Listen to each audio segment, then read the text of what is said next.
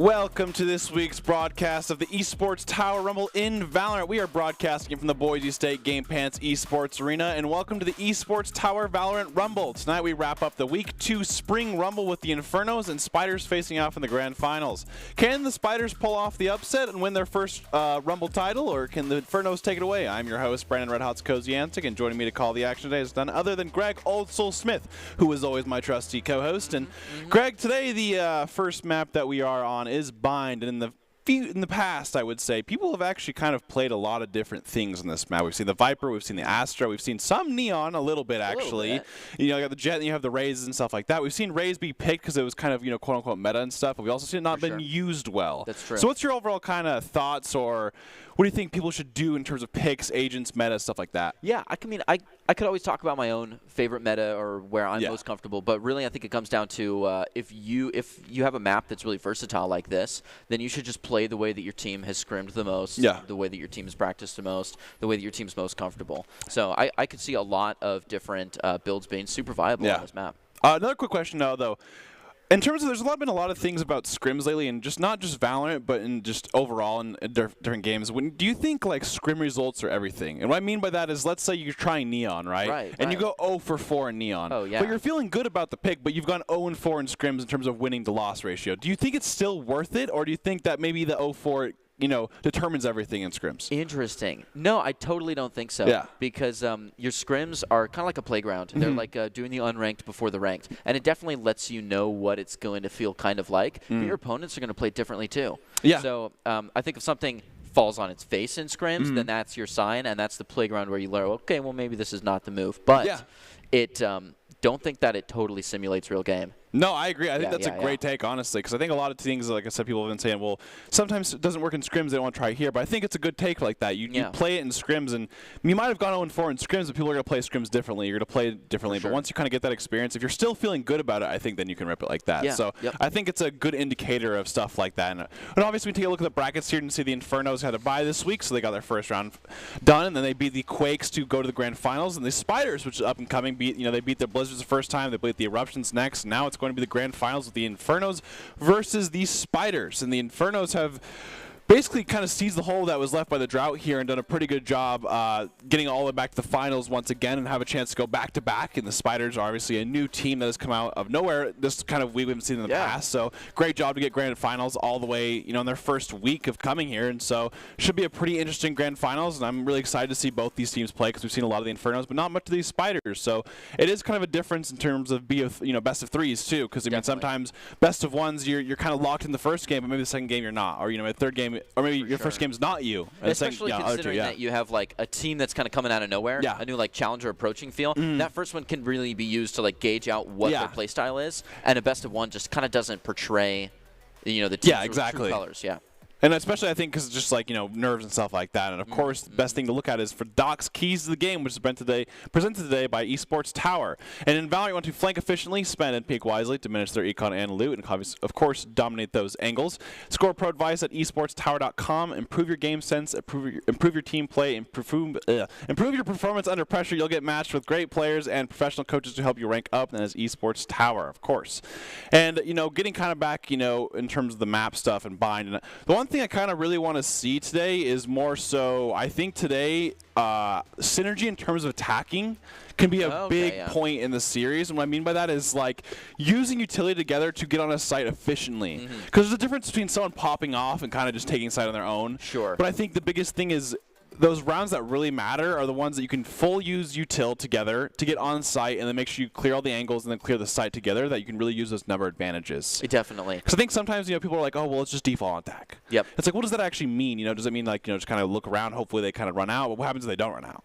So it's stuff like that. I just want to kind of see some great team play usage, and of course, that's a good thing to do with the Breach. I think Breach is really pivotal in terms of using communication to use it effectively. There's that concuss, there's that blind, there's that, of course, his ult, which is Rolling Thunder, which is huge to use in coordination, so stuff like that. And I feel that honestly for all the initiators. Like, you can always have like you're saying, just duelist, first blood energy, just plow through, clear the site.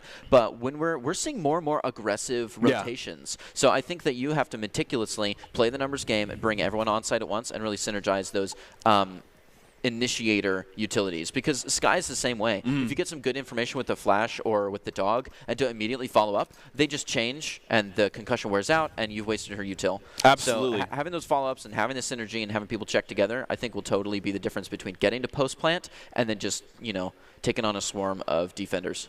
Yep, the Infernos are looking to be crowned back-to-back champions, but can the Spiders hold them off in game one? And this is going to get right into the bind of this first pistol round here. We kind of talked about comps a little bit before the game started here, but a lot of difference, actually. We see the Omen versus Brim take. We see 2 raises, obviously, but the other kind of meta that we've evolved around to is 1 duelist again, and then 1 initiator. So we see that Sky versus Breach action, and then we see the Killjoy versus the Chamber, and of course 2 Vipers. So it's pretty standard 2 around, like 2 the same, but the rest are really different in terms of what they do and what they are good and bad at. The Killjoy and the Chamber, I think both provide really good flank support, which on this map is huge. And the gimmick of this map being the teleporters, it's important to have that flank support. Right now we don't see a flank, though. Everybody is posted up entirely on B. We start to see Mo trying to push through here, catch some people off guard. Draken is getting first contact there, though we have some people sneaking up. They did hear him in the TP, though, yep. Yeah, both side TP, they're coming through. Offense and defense looking to push onto site, but it's getting a little squishy. They're kind of crowded here in Hookah. Master with that great skin does get pretty hard concussed and really peeked around that corner, taken down. Great utility usage right there, by the way. And it's so low health for the Spiders, but they're all kind of going together here. Ooh, nice plume there to kind of get him off site here. Here comes the retake.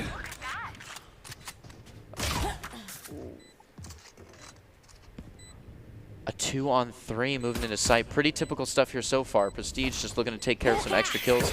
A quick flash. Might get his teammate, but it's worth it. 1v2 here. Tomberg long, does get the right-click headshot from kind of on site there to secure it. 2 left. The Infernos took the first round there. Yeah, and a pretty solid playthrough. It got a little bit scary there for the Spiders when they kind of let those A side rotate up behind them instead of having a really good guard on the back.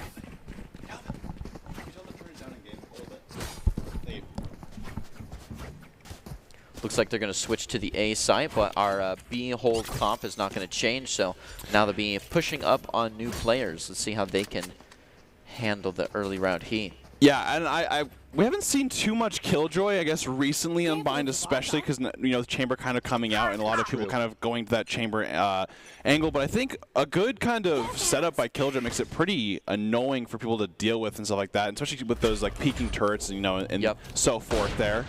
Yeah, sometimes it feels like you're playing against 6 great players. shot there at Mo. Good nade too. Second round Marshall, yep.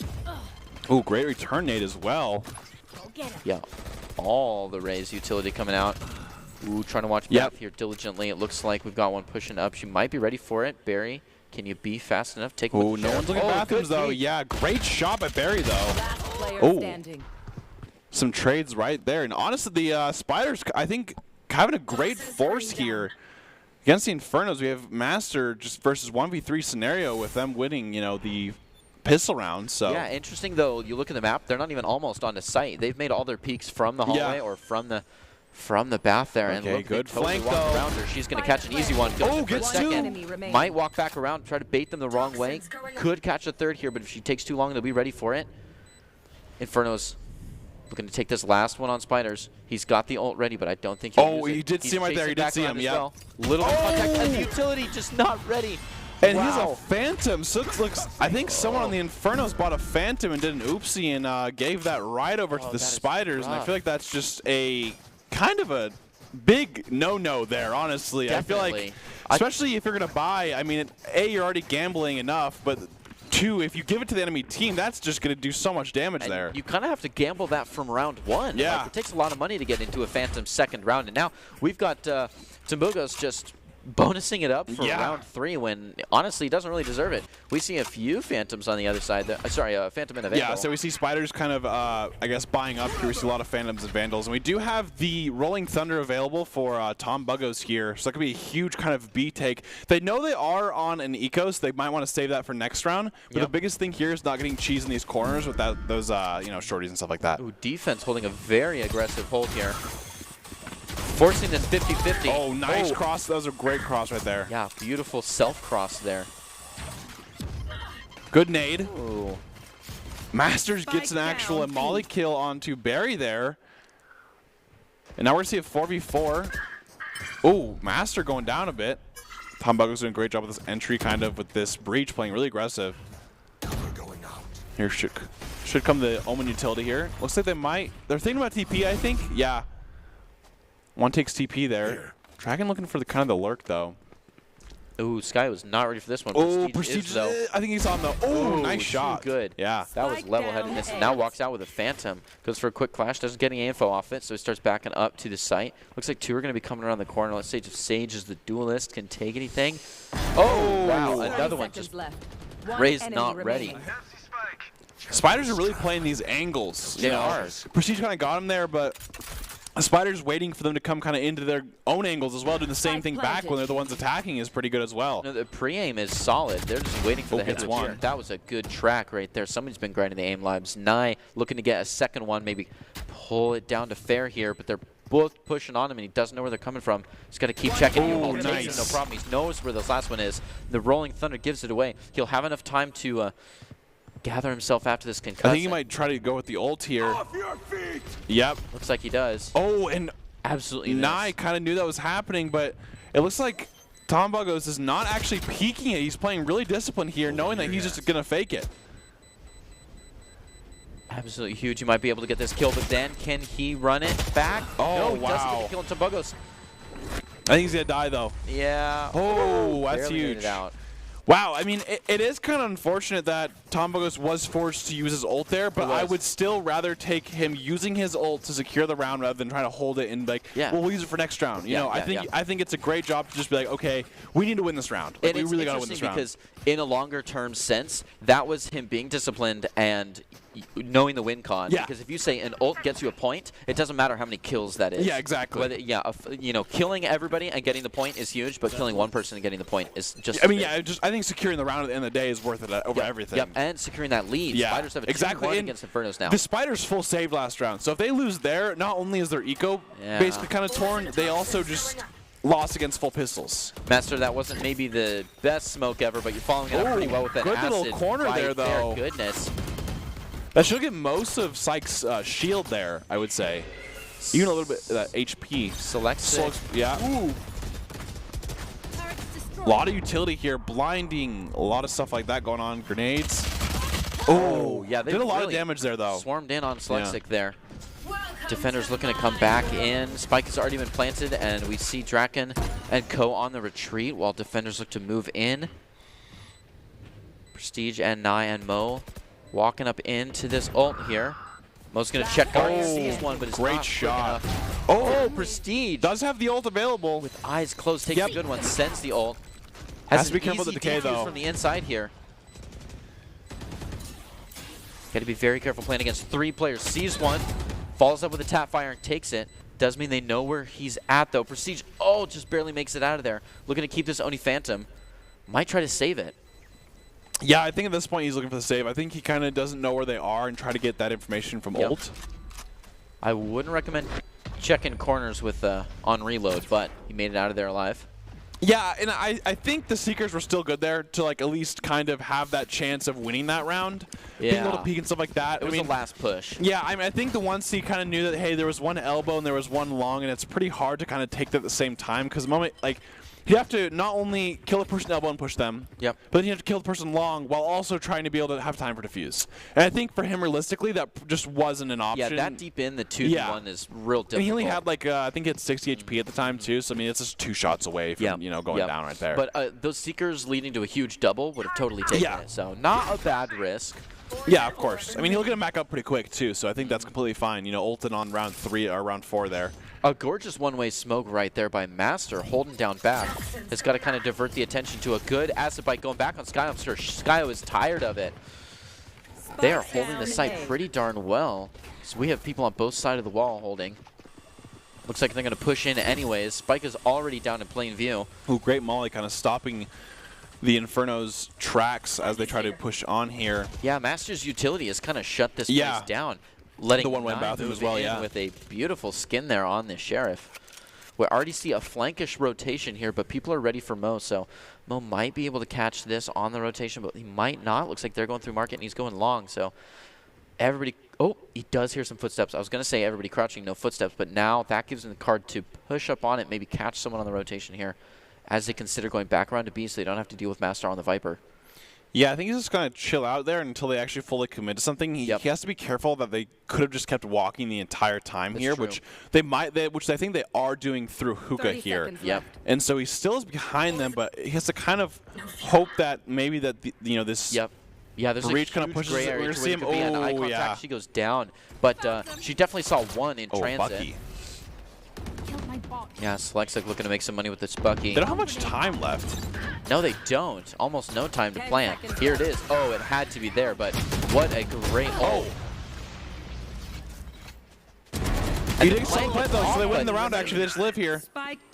Yeah, and just like that, they just play time and take the round away. That ult was the one that gave it to him. Yeah, I would say that Brimstone ult was huge. I think that just like having that go down to stop them one more time, and then also that Bucky kill to happen at the exact same time, and then after he just cleans it up is actually just a great play overall. I mean, he got a kill out of the Bucky too, which is huge. He did, yeah. And we've seen several excellent plays from both teams. Like, it feels like they're kind of taking turns crushing each other. Yeah, I mean, honestly, it seems like both teams are kind of playing together in terms of, okay, well, what's our win condition? Okay, we're going to fake it here, but then also they're just kind of going back and forth. And right there, they had like 13 seconds left, so they had to try to plant, though. And at that point, you kind of get if you're defending, you obviously get that upper hand knowing how much time they have left. Definitely. And we're seeing 2-3 here with the inside of, in favor of Spiders up that lead. Ooh, big buy round from either team here. Another fight here. They don't have a one-way smoke, but wow, Nye with a quick one onto whoever was trying to walk over. Nice try, Psycho. Yeah. Good try there, but you know when you have that smokestack and stuff like that, I think you're pretty ready for that play for sure. Yeah, no one puts a smoke there and then walks away, so I wouldn't be pushing up on something like that. Ooh, I like this. Ooh, Tobago might be ready for a cheeky one here. A nice flash onto U-Haul. We do have the Tour de Force out, so he is going aggressive with it. Nye's got to fight back against that, setting up a molly right around the doors so he can take anyone who gets aggressive. The thing is, Nye, you're stuck in here. Yeah, that's the problem. You know, that's the thing. They're not, but you are. Yeah, you can't. You're not sticking nice. them on. Prestige kind of just shooting that default area, getting that one. Oh, another just through the wall there. Oh, Master almost ready to defend that point. Nye finally creeping out of his hole there. He's able to take one, and Prestige gets an easy defuse. 4 alive if it weren't for Masters, who was doing her job so well. Masters was posted up on Bath and just got caught a little bit off guard. They did get plant down, but I think Prestige did a great job here of just kind of shooting those usual spots. He knew he was playing default, so he shoots through the smoke, gets that one. And then he shoots the box in the corner there, which, you know, most people are obviously playing there as well. So just getting, you know, 2 kills alone from just shooting the standard spots is huge. And I think that shows his, you know, game sense. Default understanding game sense, progression as time goes on is just something that only comes with experience. Yeah. Right? You can't look up, like, top 20 best places to stand on bind while you're waiting for your friend to plant. Yeah, post-plant. Yeah. Number 6 will surprise you. No, you have to, like, that's just the hours in the game. And now we're going to see a big stack towards the A site here for the Infernos. Or, sorry, the Spiders. Mo sitting in this corner does have the Showstopper available. Does, and man, what a great use it would be. They're all posted over there. He's not going to do it. Might do the mini version and throw paint shells, but... Like you've heard 3... Yeah, that's the 4th gun right there. You know there's a lot of people. So those paint shells go out. Not going to get anything on a Psycho like we had hoped. Oh, almost got that pre-fire, yeah. Man, I think the ult would be so utilized right here. Oh. I think the biggest thing is he just, since there's stuff people on the left and right there, he had to force and he had to trade, and then he knows they have no guns right now. Ooh, Mo. And now this could be an opportunity over the top. They're running right in. Yeah, it could be a great funnel for him. Decides to go out to this big side. There's nobody in Bath, but he doesn't know, so his angle isolation game has to be on point here, as he's watching 3 different entry points from this corner without any protection. 30 seconds left. So they're running out of time in terms of planning. He's going to hear the plan, does pop the ult, does see them. Oh, sees 2, doesn't catch any. Got a little bit of damage off, though. Oh, wow, that'll finish him off. Down A. Still worried about Bath. Good killjoy here. They don't have enough time, so they're going to put it down, and now the Spiders are forced to go B here. And they don't have much time, so if this plant gets stopped at all here, the round might just be over. And just like that, it is stopped. And like that's what I'm saying. It's now over. Wow. And the Spiders, it seems like they kind of had something going for the first couple rounds there. They had a really good second round force, then they had a good third round. But it's, yeah, I would say this would be a good time for a timeout because it seems that they have a lot of indecisiveness. Yeah. And what I mean by that is they are obviously the last 2-3 rounds here, they've gotten down to the timer where they have to plant, and if they don't, they lose. And in both times they've lost because the spike has been, you know, the spike has been dead. Or Yeah. just die, yeah, exactly. And so I think it's more so maybe they can't commit because they know that the Infernos are rotating fast. Yeah. And so they're kind of just really aware of that. And I think they're just like, okay, well, we got to rotate back or rotate back. But the thing is it took you so long to at least get to that position on site to kind of clear it, but not the full site, that now you don't really have the option to rotate in time without forcing it, so you're at a huge disadvantage. Yeah, and then they have to plant on a site that's not really ready. Yeah, exactly. And they kind of get peeked from a corner that they should have been checking. Yeah, exactly. Vipers just holds Garden because they know no one's long, and they all go through TP, wait for the plant, boom, you peek there, get the plant, and next thing you know, there's 3 seconds left, and you lose. Yeah. Yep. So I think right there it's a great timeout of just probably, hey, guys, what should be our plan for attack, or what are we doing good, what are we doing bad? What was working for us, because we obviously won 3 rounds that, you know, weren't just, you know, easy rounds there. Yep. So I think the biggest thing is just kind of figuring out what works and which doesn't, and then let's you know, try to apply it here. We have the Showstopper, they have the Omen ult as well to kind of get those angles. Now, do you think that is an adaptation that the enemy team is making to kind of pressure them to rethink their decisions and split up a I little would bit? say Infernos are doing a really good job of holding. And what I mean by that is no one's pushing out. Right. They're all holding. And the thing is right there, they actually just let them get on site there, and they're playing retake. Because they know that, hey, they don't have a Sage, they can't wall us. Yeah. They don't really have any, all they have is Viper Wall, which we can just shoot through or just go into with utility. So I think the biggest thing there is they don't really have a means of securing the whole site. Yeah. Or at least they're not going far enough to have that means. They're just playing really comfortably. Yeah, exactly. And I think it makes it really hard for the Spiders to attack because it feels like they don't really have an option. Like right now, see, like the Infernos are just letting them kind of get on site. It's okay. They're just going to play. All right, we'll play retake. We're not too far away where it's hard, but we're right there. And Prestige gets a pick onto Barry right there already.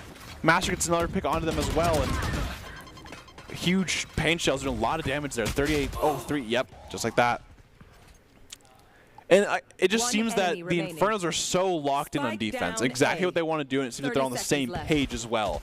There's not a lot of one person backing up, and then people be like, oh, I thought you had that angle. You know, stuff like that, you know. No, the Infernos, great shot. Quick flick there by Tumbugos. Ready for the second. He's going to be got in by a third, but he's ready for Masters out front. Man, just taking people down, but that spike timer is going low. 10 seconds left. 10 seconds remaining, but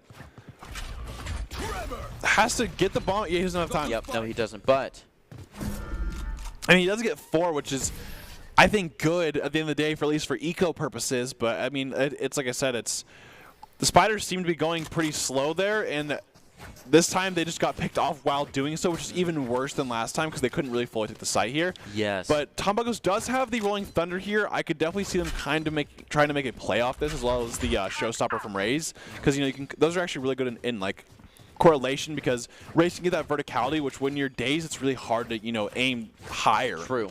Whereas, like, if they're coming right on the corner, you can just easily kind of get those. And it's because they're both such AoE, using one then the other quick after, you kind of funnel people down where you need and then kill them all at once. And I think with Raze's mobility, it's just so hard to hit when you're dazed, you know? Yeah.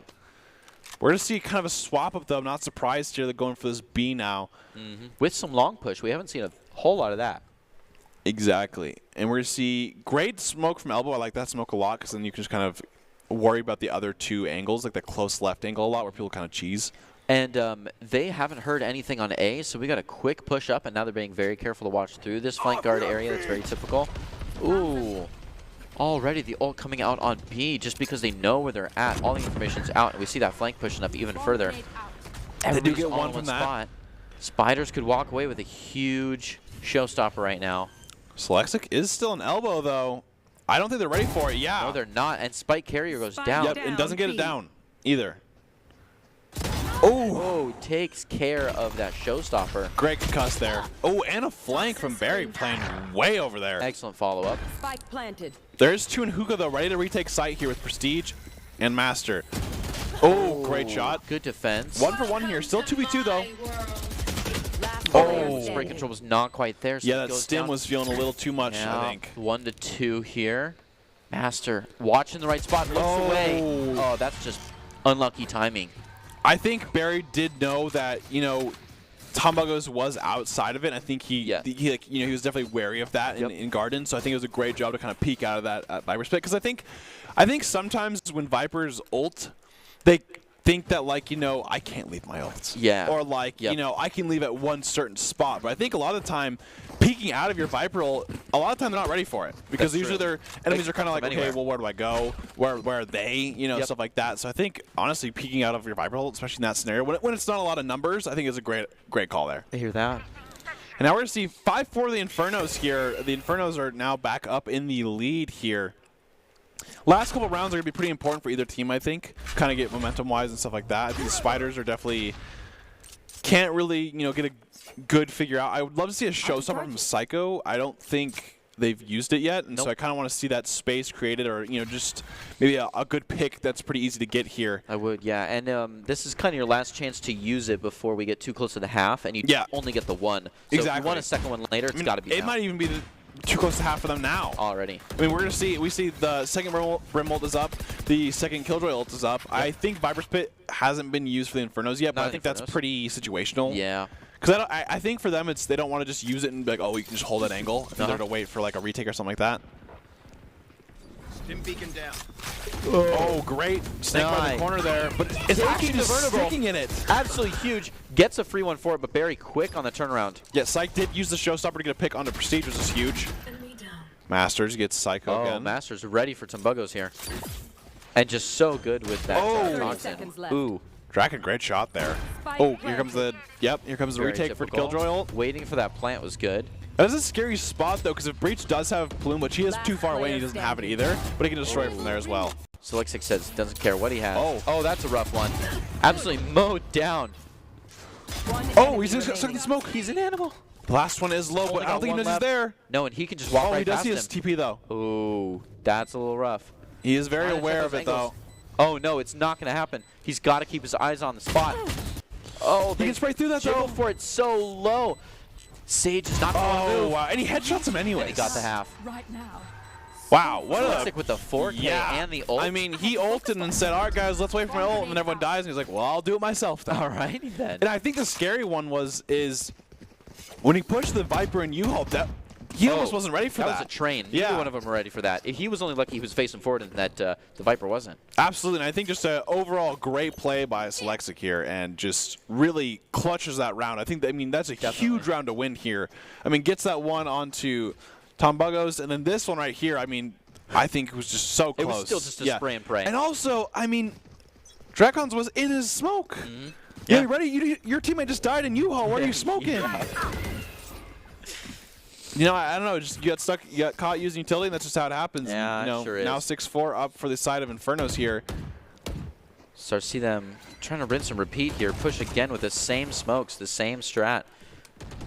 Prestige, I'm surprised, hasn't pushed a dog or a flash through that smoke, played close and gone crazy. Might be holding it for later. A good thing they didn't do it this time, though. It looks like Spiders are looking to split back up and go B. Send one extra far for style points. And it's nice and quiet. They're letting one hang out in Bath. Bath, ooh, looks like Raze is starting to push up. Bath hasn't been a place that the defenders like to push through for the flank, though, so I don't think Raze is going to get anything else other than the element of surprise off here.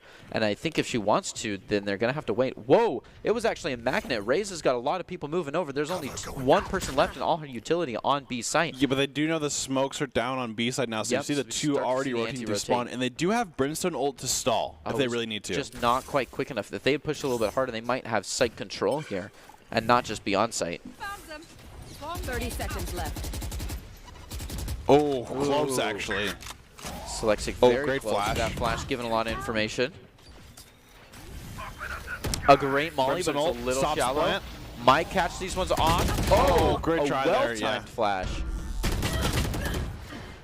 Oh, got a molly kill for Nye actually on the Draken. They still haven't got the bomb down though. If they saw the bomb, they actually could run out of time here, and that's exactly what's going to happen. Prestige just needs to live. Oh my gosh, wow. and he still kills him anyways, but that was crazy. I mean, anytime if that Prestige dies that grenade there, it's just over. Oh, yeah. What a crazy round, honestly. There was so much going on there. Really intense. They like go on, and both teams are just fully on site at the same time, just going either way. But at the end of the day, Prestige does clutch it up here. The nade does happen, but unfortunately he drops at the same time. Probably because I think he knew he didn't have the time, so he has to drop down and look for the kill. Last round before the half, 7-4. And yeah, Spiders really can't get anything going here on the offensive. Or see Viper roll in A short there. Actually, just on A site. She sure is.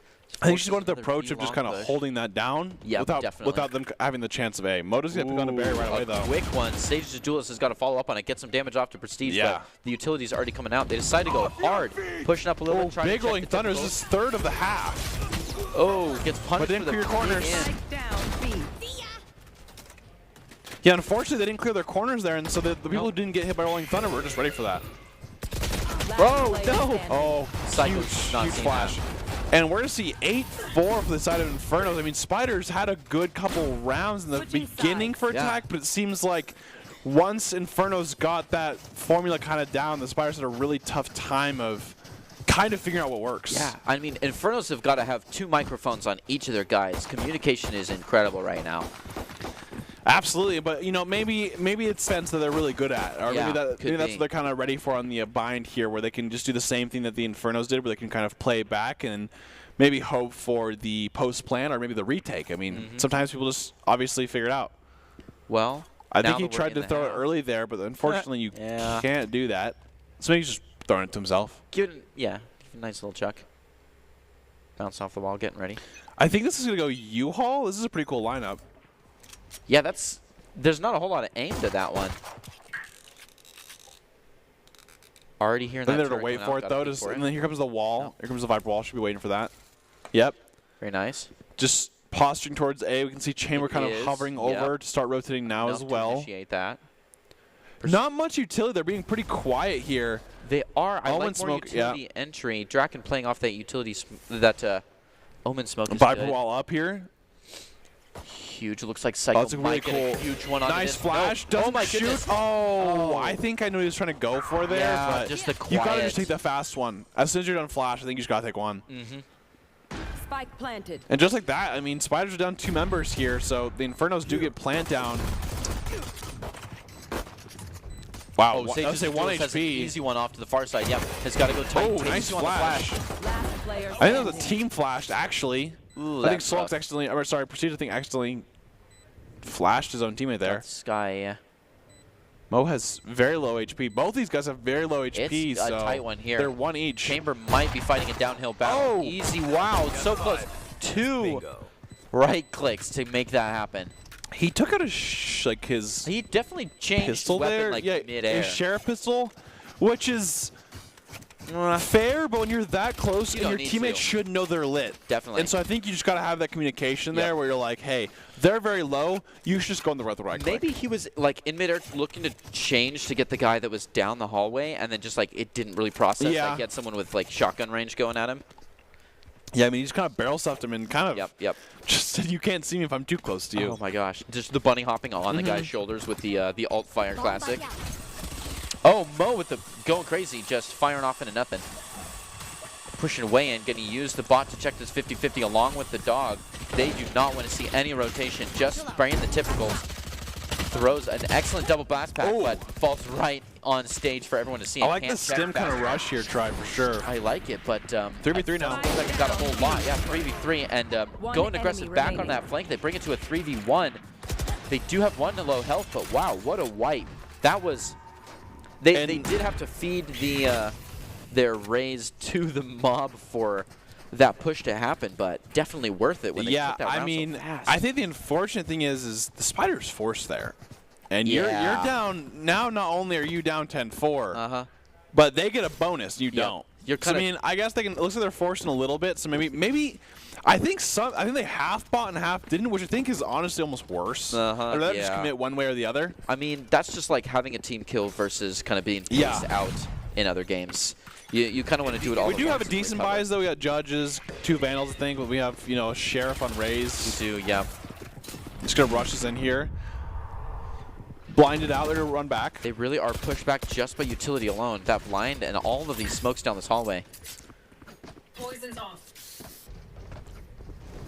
Barry hanging out in the back of the defense, looking for a rotate just because it got real quiet, but they're going for the repoke, and that's huge because look at this rotation. Everybody's moving away, and if they're nice and quiet, they might catch this chamber, but there's nothing on B. Everyone is back site. Spiders have totally left the site. And I don't know what they believe to make it happen like that. Because there's no noise on B either, so we start to see that balance out. They kind of miss their window. Oh, good grenade, but he's going to run through it. Oh, takes a lot of damage, though. 2 people looking to run past that grenade. Takes an easy one, but there's so much follow-up. People are right there. Select's looking to go back in on it, pushing in. Oh, they got the Vandal, actually. If they try to force this molly, he's ready for him. Oh, he's going crazy. Oh, my gosh. Absolutely ridiculous. Oh, the Judge, is just, you can't anti that in those hallways. Oh, good try there. Nye, ready for the next one. Has backup. They play right on him. Now it is a 1v4, and goodness, he is just kind of hold up hack here. Oh, might catch an easy one, but he's not got the right weapon for that fight. They let him keep the Judge and walk away. I mean, the thing is here is the Spider's eco is so far gone at this point. I mean, you had 2 people force Vandals, you had 1 force Judge, and then you had 2 people who were like, one has a Sheriff and then one has a chamber utility, but they can buy now, but what about the others? So we see here, we're going to see like 2 Vandals, maybe some Spectres. I mean, it seems that the eco, they really can't get on the same page here, and I think that's hurting them a lot. And beyond just saying staggering your eco effectively staggers your team, you can't synergize as well. Because you have people, oh, should we play anti-eco? Should we play, double off kind of long feel? It's like, no, you can't have any of those. It's kind of every man for himself. We're seeing some shots here from Tumbagos. Great kind of molly, plume there. Kind of gets get one. Down. Oh, he actually gets one with it too. Turns it back to one and gets punished for it. Mo looking to take on to Barry here. Barry's going to peek out, but he's in the reload. Oh, catches a big one on the Draken. Can't follow up for the second, though. Gets traded. It's a 1v2, and Masters not in the best position. Oh. Has kind of got to watch these 2 entry points here around the box, and one of them throwing serious utility onto him. A good wall to try to separate those 2 so he doesn't have to watch one. A good call. Able to push up on the other side. Checks all the normal spots. Looking to get out of here, but man, Tumbagos can just shoot right through if he needs to. Masters got to. Oh, Psycho's ready for that, and just like that, I mean that's a big round Spiders need. They need something to kind of get them going to kind of level out the econ. Hopefully they can get the game back on its, or at least make it a closer game to make it, hey, we have a chance. Make sure at least obviously mental for the second game as well. Definitely. You don't want to just get smashed the first game and just being like, well, what does work for us, you know? So I think that was nice, get that kill going. They had a lot of good plays there, not just, hey, they were trolling, but just a great job there of, executing properly and stuff like that. We're at 11-5 now. Spiders do have 2 ults. They do have that Chamber ult and the Viper's Pit, but the thing is the Infernos have the Viper's Pit and they have the Brimstone ult. And he ulted right away onto U-Haul. So they're using it kind of as just an entry to get in that Viper's Pit, actually, which is a great synergy of util there. Oh, actually, that was the Spider's Viper's Pit. Never mind. Pushing right on, but the Spiders are letting him have it, playing very back sight here. Good utility. Oh, so actually pushes the Infernos all the way back out. Oh, this is a huge flank. Oh, massive. Oh, no. He can't do it. He gets so many shots on the back, but it just doesn't happen. They're already on site and they're going, and that's just a good show of Spiders understanding that them being on the site is different than them having site control. Slexic definitely feeling a little oof after that one. I mean, when you miss that many shots, you're definitely like, why did I do that? Oh, Nye with a rough one. Definitely winnable. So, okay, never mind. Yep. So you got domed. Which, I mean, happens. It does happen, but as soon as you kill someone, that's like a ping. As if the other team is this high, everybody knows you're in U-Haul. Yep. Like, they just sent their guy over. I really like that Brimstone ult there, actually, right off the rip, because then they can just go into the A site and kind of take it. The Viper's Pit was tried to use as defensive for the Spiders there, but unfortunately, they just kind of got all off the rip, because I think the biggest thing is Viper is very vulnerable when she is using her ult initially. Yeah. Because if you're going from all these different sides, she has no idea where you are. And so I think sometimes like people will say, "Oh, they're virus pit, we can't go there." Yes. But it's like it doesn't really work like that. Like Especially unless considering that if the other team's banking on that, then they'll just leave a Viper there and maybe someone a little bit further back on the other side to rotate quick. But really, you just have to take care of her, and then you can keep. Especially early on, like right there, as soon as she ults, she has a pretty long buffer time in terms of how long her ability takes to use fully. True. So I think if with like blast packs and stuff like that and cusses, like you just run in there, and next thing you know, she's right in front of you. And then you just own take site, that. and they're not ready to move it. Then they have to push in. You already have spiked down like first 12 seconds. Unfortunately, Spiders played a really good just defense there overall and kind of salvaged the situation out. Just very comfortable. They do have the Rolling Thunder and they have the Tour de Force available. Both have not been popped yet. I mean, obviously, Breach just hasn't, but the Tour de Force to kind of save you maybe for an eco round or something like that. They don't want to kind of, I guess, offset maybe, but still holding nonetheless. And I can definitely see this Breach ult being used as like a post-plant take. Definitely. Well, and I could see this post-plant Viper ult being used on Infernos here too, try to close up the game real quick. So and Breach ult used in Viper ult would probably be less effective there because, I mean, if you see them first, you could definitely get like a days-off killer because they're not in the open there. Yeah, yep. So I guess we'll kind of see what ends up happening here. The Infernos are really just kind of holding this long, and and the Spiders definitely have caught on to them, but they very well could TP now. They do have Raze sitting on a site there. They could. And, man, Nye has just got to play real gentle here. He has to let them be the catalyst. But Drakos is there too. Yeah. They do have two. They don't have much time here, so I think the biggest thing that they need to do is stop the plant here. A well-timed one. They try to force it, it's not going to happen. And another nade gets right back. Inferno's punished for trying to be aggressive there. Ace? One enemy remaining. Oh. They would, I guess. Oh, Slexic, what are you doing? Yeah, I was saying, I mean, that kind of, the Infernos did what the Spiders did kind of first half there, where they did try to do a cool, like, okay, everyone quiet long, everyone quiet long. Okay, they know we're here. Yep. They're not pushing out. Okay, we're going to take TP. Okay, we have 13 seconds left. Yeah. And now they have to rush, and of course, their team's ready for it. Psycho's just been sitting there the entire time with nade, with everything. It's really hard to do. When you don't have much time left, it's just really hard to make use of anything because you're forced to plant. You're forced to run. Like And as soon as you start checking that, as soon as you start throwing out utility, you're clearing angles. So they kind of give it all up and go to a fresh site where they don't know who's there. And now with the mentality of we've got to push, we've got to be fast. And then someone starts shooting, throws a nade, and you want to be on the other side of it. And then you're in so much fresh territory with a nade at your back. They just, like you're saying, just weren't decisive. Yep. Where sees Psycho get another double kill actually. Grenade as well. Prestige gets one. 4v3 here, but numbers favoring Spiders. Prestige doesn't have any utility for 20 seconds now, so everything's gonna have to be kind of blind here. It does, but he's not worried. He can They do have a right smoke available. They also have a molly as well, but maybe it's like a post-plant kind of molly they're thinking of here. Don't know where Killjoy utility is. They have a turret looking at flank here. Smoke's going away soon though. Might fake plant here? Yeah. They are not going to move at all? No, fake plant doesn't catch people as much as a fake defuse does. Yeah, because like, they're forced to look at you, whereas this, they're like, well, if you don't plant it, I don't care. Yeah. Yep. Oh, got to get out of there. But they did bait him actually to use that showstopper here, but... Was a sight change the move? I guess it's open. Oh, great they're molly. Not ready for this one. I don't know if they saw him clear. Oh, yeah, there it is. So that's just rough. And Naya's not going to catch this around. Yep. Great job using that elbow kind of flank there from Sage's Duelist. Making sure there's two angles. It makes it so much harder to play. Great Rolling Thunder there as well. Ooh, that flash was lucky. And Spiders are playing a really great retake. They are. I think their defense is doing a great job of, well, we are going to over-rotate right now, but we'll have one anchor stay there, or at least have one close enough where the chamber right there can get to the other side. They have Rolling Thunder, play Rolling Thunder. You have both sides, elbow and main.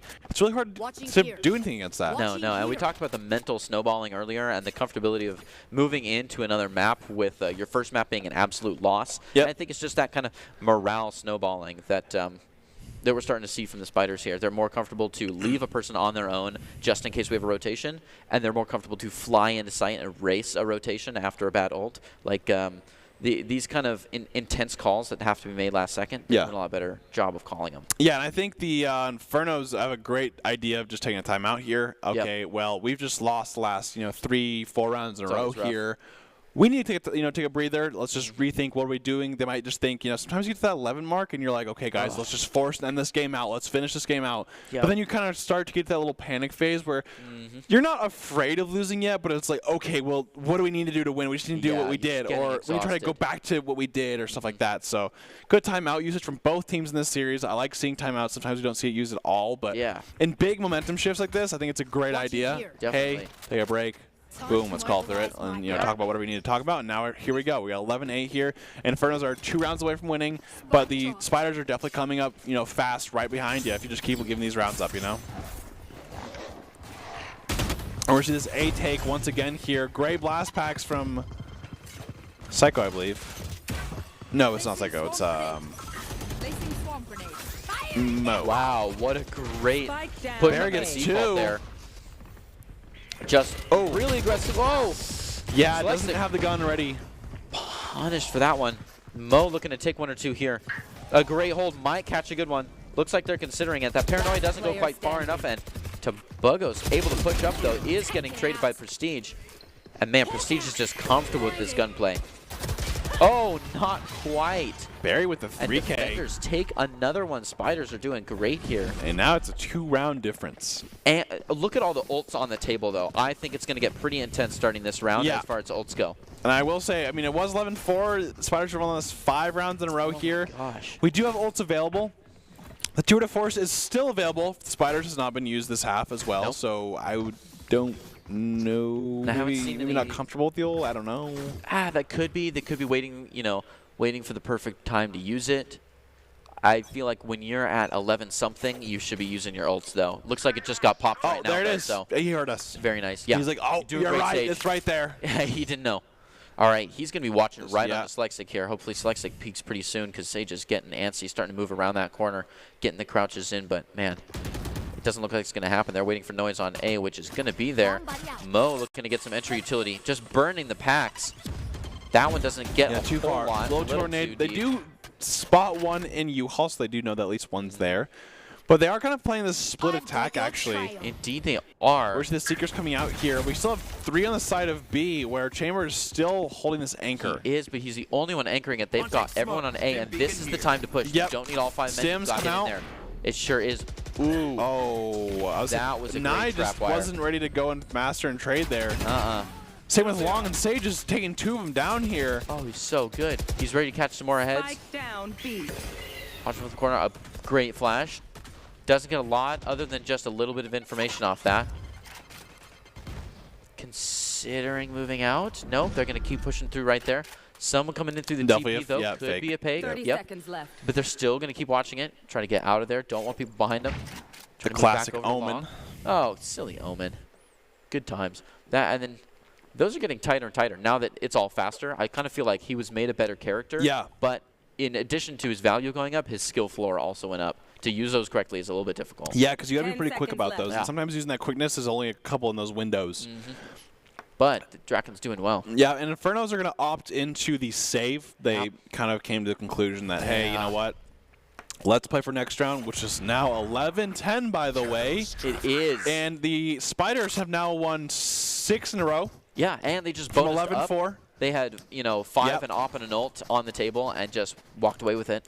And I will say, Sage's duelist did a fantastic job of really anchoring that site. I mean, if he goes down right there, they take the entire site, and that round's way different. But the fact that he gets the one from Garden, gets, at least stops the third one from Hookah as well. It's really hard to do anything against that. And I think that first one, that intimidation push, where you have 2 people kind of like looking at all the smokes and be like, do we push in? Yeah. Okay, let's go for it. And they get hit with the trap wire, and then absolutely just gunned down. The other guy's thinking, well, I don't want to push Also, the nice thing that he got slowed, so it was kind of hard for him to trade there. But Master playing with a the Judge, but pretty far away. Yeah.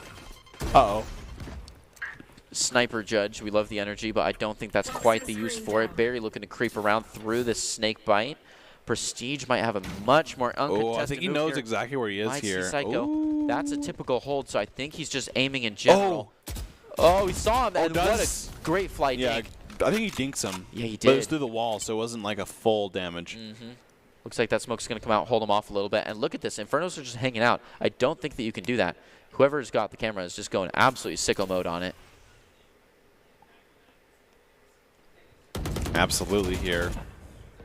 Nice and quiet. Just waiting. Infernos are just waiting. But they do not have the clock on their side. They can't be waiting like this. They've got to push up a little bit. Barry is not going to peek that. He's got to move.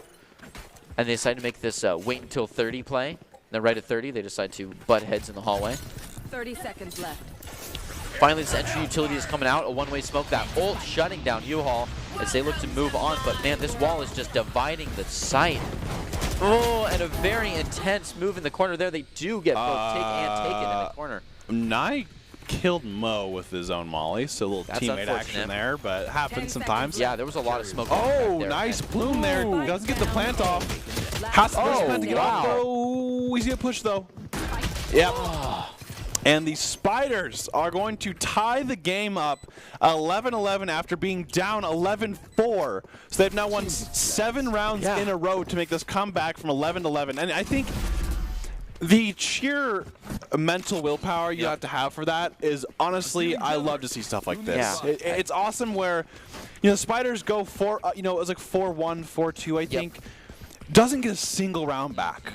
All of the rest of, you know, their offense, they can't get anything going, Next thing you know, Inferno's hit 11-4, and you're like, man, nothing seems to work. And then all they need is that one round, and now it's 11-11. Do we think that we can chalk it all up to one catalyst round and the mental willpower, or do you think they made a big change in strategy? I think it's probably a big mix of both. I think it definitely, I think how it usually works is like one player kind of making that one play to get them things going, and then kind of figuring out, okay, what works, what doesn't, and, you know, also just kind of adapting that, okay, the Infernos, we know, they, you know, kind of played a lot of retakes, so let's maybe just do the same thing. We're going to rotate fast, but then we're fine with playing retake. Yeah. And right now we're going to see all 5 of the Inferno members long. Tombogo's just shooting through the smoke as you do. They don't hear anything. The one thing that I think that the Spiders kind of took from their book is we're not going to get faked out by anything. No. We're going to play anchor. We're going to hold it. Ooh. They are hearing a lot of information here, so we're going to see, you know, a couple probably rotate with one anchor. Yep. Here comes the CPs, but guess what? Viper's already there, ready to go. She's probably going to molly that, you know, shower room door. And definitely. They have 50 seconds left, so this time they actually have a lot more time. The bomb is actually in long still. Prestige still has the bomb be long. It is, and Sage's duelist is backing off. 2 teammates just went down immediately. Ooh, that is so a crucial fight there, and Sage. That is a huge rotation. Yeah, I mean, Sage gets that. Anybody else gets the spike down too. Left. And now they have 25 seconds left. They know they TP'd to A here. Yeah.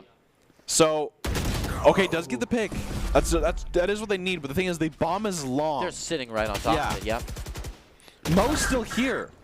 Gets a kill, but unfortunately doesn't have much time. They have to get the bomb and plant it within, you know, 6 seconds to at least get the bomb. And I like this. The Spiders are just playing their angles, not pushing at all. Boom, they wait on the corner, and just like that, the Spiders take the lead after winning 8 straight rounds. It is now 12-11. Absolutely crazy. They're just playing the clock has been kind of the name of the game. Yeah, and I've never really seen that before on Bind, but it seems like both teams here are having troubles with attacking in terms of like just really kind of getting things going. If they try to spread out, they take too much time. Then they hit the timer. If they rush right away, they're just kind of going down. So they really can't get anything going. It seems like they try to do a cheeky play long where they try to get the rotate and then TP. But the thing is the Spiders, as they know, just do not really fall to that. Yeah, they'll send one maybe, but they have, you know, Viper ready for that in you know, bathrooms, and it's really hard to take. Well, after a morale-changing turn from the Spiders, can Infernos bring it just 1 point back? We are at game point.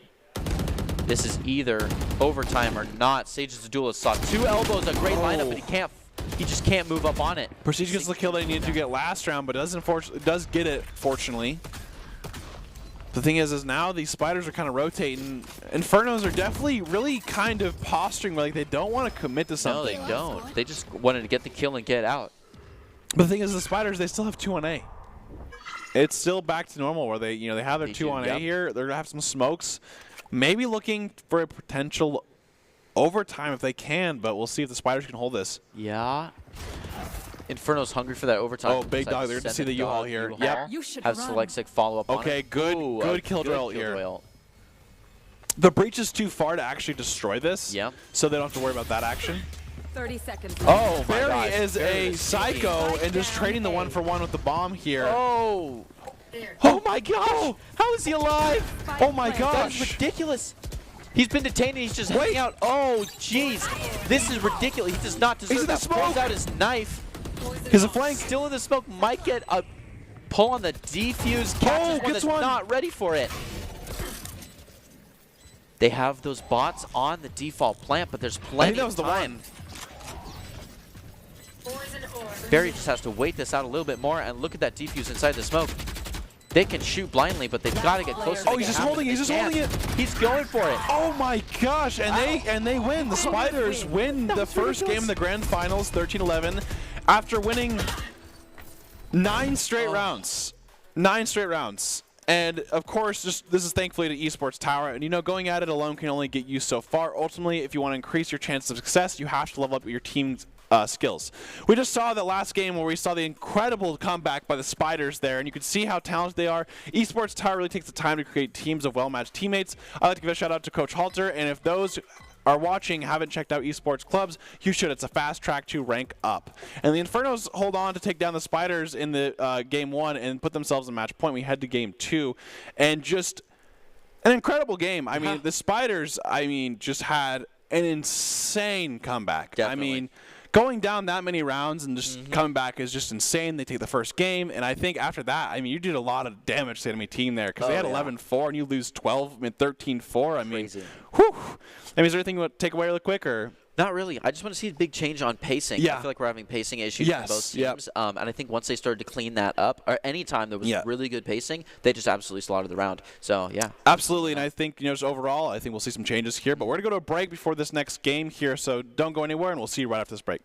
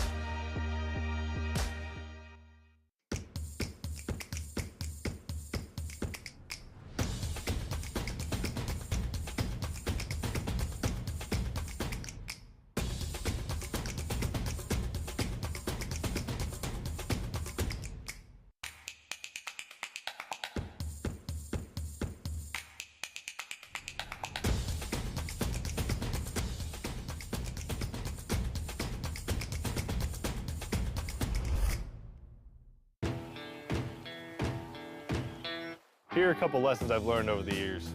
Friendships come in all shapes and sizes. And always buckle up. Seatbelts save lives. That's a rule we can all live by.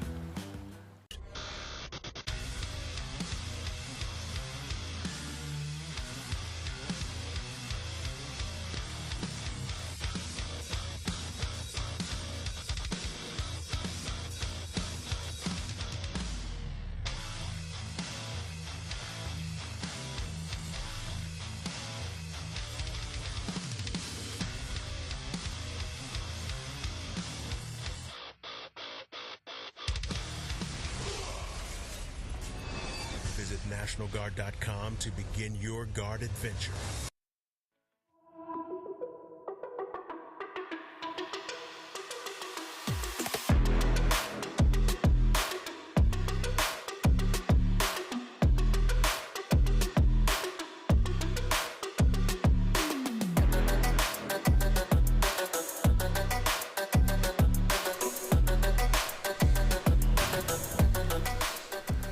Welcome back to this week's broadcast of the Esports Tower Rumble in Valorant. We are broadcasting it from the Boise State Game Pants Esports Arena. And welcome back to the Esports Tower Spring Rumble Week 2. The Infernos are looking to become back-to-back champions, but after going down 0-1, we'll see if that can be true with the Spiders taking the lead. I'm your host, Brandon Red Hot's Koziancic, and joining me to call the action is none other than Greg Old Soul Smith. And Greg, the thing is, last round we did talk about the pacing and stuff like that, but this next map is Split, where it's kind of known for its fast pace. You know, I think in terms of watching and, you know, of course we've been casting and stuff, we don't see Split go to time that much in terms of like stopping and stuff like that. So what do you think is going to be the difference here now? They're kind of being able to amped up on this map. I'm worried that they're going to think, because things happen so much more fast-paced and because it's so much easier to rotate between sites, that they're going to have more time and they're going to rotate more and the pacing will be worse. So I hope they can really wrangle that in and not jump between sites too quickly. Yeah, I think Split definitely does a job of more so, hey, we got to play at least one site with a lot of mid control. I think a lot of the big success teams we've seen on Split here is utilizing that one mid. Just using that 1 to 2, not like anything crazy or maybe sometimes pushing, but I think being able to utilize mid, especially the B and then A, really creates a lot of opportunity here. And so with these teams, I think it's going to come down to how coordinated are they? And I think that if you play too much default and Split, it can really hurt you actually in the long run. I think you got to be able to have those rushes so they have to at least give you the respect you need in terms of playing farther back on site or stuff like that. So I do agree with you there, and I'm really excited, kind of seeing how each team adapts here. And I think the team that adapts the most, obviously, is going to win here, especially given the last round, last half here. And I think attack is definitely the big one. Yeah, especially on this map. Yeah, if you look at the stats of this map, I think it's the only one that is attack favored, only just by a little bit. Yeah, I mean, I remember, obviously before they did the changes and stuff, it was definitely very defensive. But I think now it's more so, I like to honestly call it, I know it's kind of weird, but it's almost like a momentum map, where if you can get things going on attack, it feels really good, and it feels like it's really hard. It's almost impossible to defend against. But if you are defending well, it feels the opposite, where it's where do we go? We can't go mid, we can't go B, we can't go A. And I think it's a big thing of agents, too, and utility. I think a good Cypher on this map could make it impossible to take B. Or not impossible, very hard, Those one-way smokes, those cameras, everything of that nature. So overall, it's pretty hard to deal with. And I will say we do want to take a moment to congratulate all of the Esports Tower club members who have graduated from the clubs and have been offered scholarships across the country.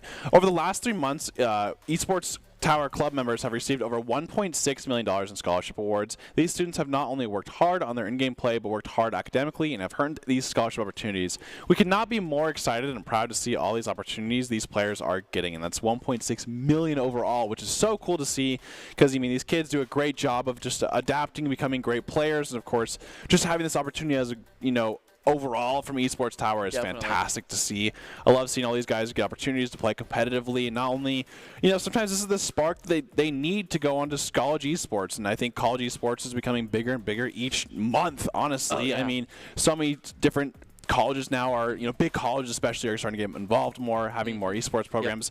And it allows, colleges that aren't just sports focused to be able to especially like Harrisburg is a big example where they're kind of just an academic school, and they have one of the best esports things in the country. So it's love to see that. And of course, Doc's keys of the game, which we want to see in this game to kind of get things going here. And Valorant want to flank efficiently, spend and peek wisely, diminish their econ and loot, and dominate those angles. And this is presented by Esports Tower. Scroll pro advice at esportstower.com. Improve your game sense, improve your team play, improve your performance under pressure. You'll get matched with great players and professional coaches to help you up, and that is Esports Tower. And of course, now we are kind of getting into the next game, which is the Split with the Spiders leading up 1-0.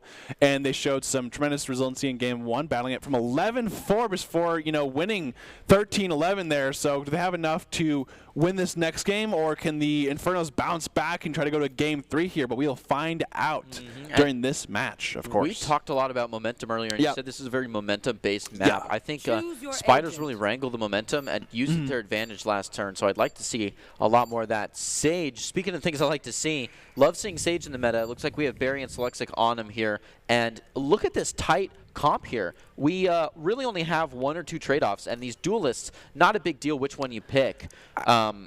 But the other only real change here is this KO versus Brim.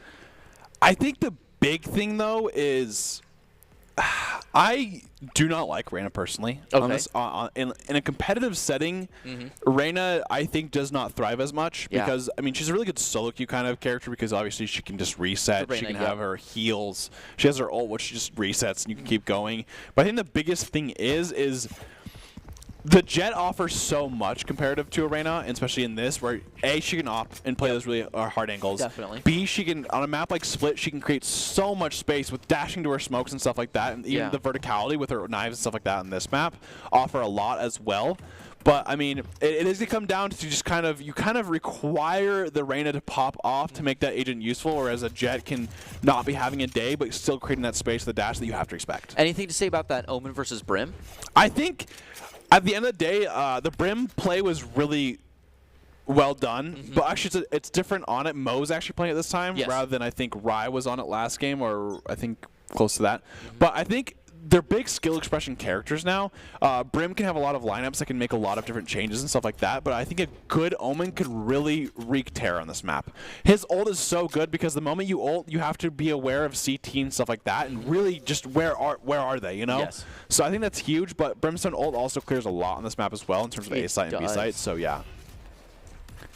Overall, I think it's pretty good. I love seeing the KOs from each team. I'm a big fan of that agent overall. Definitely. And, of course, I think Sage is really good, but the big thing is sometimes you have to kind of consider, do we keep walling mid or do we want to fight for mid? You know, you kind of have to think of those two angles there. Yeah, where do you want to put your resources? Yeah. Oh, and Sage duel's going to get picked right away there. Little bit of a stagger peek there lets Mo have some extra damage onto people, and he's in his stim, several stim beacons here. He's playing comfortably up top, even though he's only at 75 health. Oh, almost gets caught by Sage's duelist on the Reyna there. He's got to switch guns, gets ready, throws out that beacon. Going back in for nice headshot there. Great one. Is traded, but ooh. And Spiders took the first round, playing very aggressive on this A side here, just going really in, making sure you're kind of splitting on top of that Heaven angle or main, because I mean sometimes the one thing I definitely see a lot is if you really want to, you can get on site on this map pretty easy on A because you can just go all the way through main. But the problem is if you just kind of play that post plan on site, you have way too many angles to worry about. You have screens, you have Heaven, you have ramp. Like it's just too much to deal with. Whereas I think you being able to take that ramp and Heaven really, I guess, like makes it harder for the enemy team to It is tempting to think of in your mind as all of A site being all of the plantable area, but there's so much more to A site. There's just more obstruction. So here we are they're with a lot of mid play here. Oh, definitely. Gotta be careful with this cheese as well, but they're doing a great job of clearing corners so far. We see that the split I was talking about earlier, where we see that B main angle as well. We have 2 in B main, whereas the rest of the team kind of takes that mid to B. Chamber actually playing this cheeky angle here, has a good flank on the retake to Heaven. Mo. Looking in the eyes of 2 people, just does not get those alt fires off. Tries 3, but only catches 1 or 2. Selectsic with a great follow-up, though. Takes 1, knows that second one's there. And good blind. The paranoia was close to getting 1, but the follow-up is solid. A good flash onto these 2. Doesn't get much out of it, but they're ready to try again. Goes with the next one. Coming up the ropes, so he's able to take out his teammate. Very close, but they just swarmed him. And that aggression from Spiders is intense. Yeah, I do want to say I like the discipline of Chamber there. He had a flank onto mid to B, but instead of kind of playing that risky play of, okay, they could be looking at me or they could have a bad timing angle, he's like, okay, I'm going to play that and just back up and go through B main. Yeah. So then you're guaranteed that kind of that 4 or 3, at least 3 on site there. I think that's like, a big difference sometimes. Because in worst case scenario, what happens is he gets flanked from mid, he dies in the flank, gives them a Spectre, and the next thing you know, that's a lot easier to retake it the site. But now we're to see, the Inferno's having the full buy here, so this would be a big round for, if Spiders do win here, I think it's a huge momentum swing. But the Inferno's kind of just setting up Prestige on the Chamber as well. We had one that was a little bit far back. Doesn't look like they exactly know where they want to move yet. We've got one in mid just doing a little bit of poking, but Spiders are anxious. See a lot of rotation here. They actually flee from B entirely just because we get some smokes onto A, which I don't think is the call, but looks like they might be lucky enough to walk away with it. Though we do have some going mid, maybe a little bit of rotation, so it looks like they're balancing back out. Mostly right now it's just a mind game of who's where, what are they trying to do, because we see things moving real slow here, real quiet. So Tombogos had his Sheriff out there, but the thing is he didn't want to waste those bullets. So he tried to get away, and the silence did go away, so they do know there's 2 there. We see some kind of rotating action here, but not too much. It seems like the Inferno think it's a fake, I'd say. Ooh, sending one. Defenders taking There are easy 2 here, though. shots onto the Spiders walking B. A, sorry. 30 Yeah, seconds they're kind of left. holding. Oh, One Mo gets a enemy great remaining. wallowing there, and Mo gets 2, of course. Getting 3 for the round there. Great round there. And the Infernos take up their first round of the game, obviously with the full buy and stuff like that. So pretty, I guess, expected, but nonetheless a big round to win overall. I mean, like I said, we've kind of talked about, you know. I think we saw Momentum, Spiders off so. to a rough start there, committing to a site, and then Yeah, but I mean, kind of snowballed. I yeah. think this would be a big round here, going to the 4th round here, which is, you know, kind of usually the big round where to see full buys from each team. So a lot of Vandals, Phantoms, full utility and stuff like that. So now we're going to kind of see, okay, well, the Spiders won the first round, but the second round usually it's like, okay, you have the gun difference. But we're going to now see kind of how this goes here. Ion Phantom coming out might be huge. Sees one, gets that Steam Beacon, is ready for a fight. Oh, the Jiggle Peak is not on his side though, and Mo goes down. They've got Rams following up his Prestige. Can't catch anything either. Going in for the peak, sees those shoulders. Decides he's going to push out for it after this one. Oh, they rush up on him, but he can't take it. They keep following on And up. Some Spiders taking on site now. It's a 4v2 Indeed. here. Sight and Heaven, the entire side. Solexic and I think Jet are going to take on the site yet. Watch Nye gets 1. Screens. Does TP out there, so not going to get slowed. Oh, a good push through the smokes. That does have a lot of utility here. Solexic has the heal, but they're at 80 HP, so I don't know if it's worth it to be able to hear them. Ooh, nice. Oh, yeah, I'll say very great job there. And they're going to wall that off. Yep. Yep. Not a lot of good options. Definitely picking Might be this. able to catch someone's head here, but a quick push onto the one. Oh, had that knife out. Otherwise, would have taken Solexic no problem. Solexic tries to just save that Oni Phantom. Ooh, not a chance. I saw Barry kind of start pushing up there, and I saw the little shorty animation. I was like, I see what you're doing. Yeah. A big thing that I've really started to see is whenever you're buying, you have a shorty on hand. Yeah. And because the shorty is like it's the fastest gun to switch to in the game. Yep. So it has you can literally switch to a shorty instantly. It's very fast. But then you can just kind of play those fast corners there. You know it's really close corners there, and they probably know they're lit or something like that, or hit by a team tag. Gives you a lot And of so you just versatility. peek to with play. that. Yeah, it's pretty funny. I actually do kind of love seeing that because it really opens things up. I think that's the purpose of the sidearm, is not to be a backup for rounds, but to be backup plan. Exactly, and I think the shorty has so many good angles where it's really good. Ooh. Almost consider that second flash. Going to go for it. This one could get a lot of utility off. That wall, ooh, kind of distracts the attention. Goes in for the reload. The timing is all off. Gets some serious damage. Three knives kills for Nye here. Look at this. Defense is just taking them out. Seems like Nye just need to get on the jet a little bit. There's only one man left, and he's not even close to Spike. They're just going to move right up and over it. They all had guns too there, so they're just going to pick these up here. Oh, does get one. Beautiful peek. Just almost pre-fire that one. 1v3 here, but Nye is pretty low. Nye is low. Tom but if Buggos. a single knife drops on that, the other two could take him out no problem. Although he does just need to kind of right-click him here. That's at the end of the day, that's I think that's the important thing. Spike is just in their hands.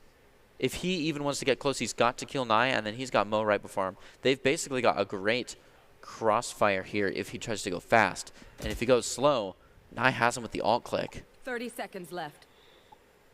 Ooh. To Bogos, ooh, almost punishes Prestige for being greedy. No information gained there.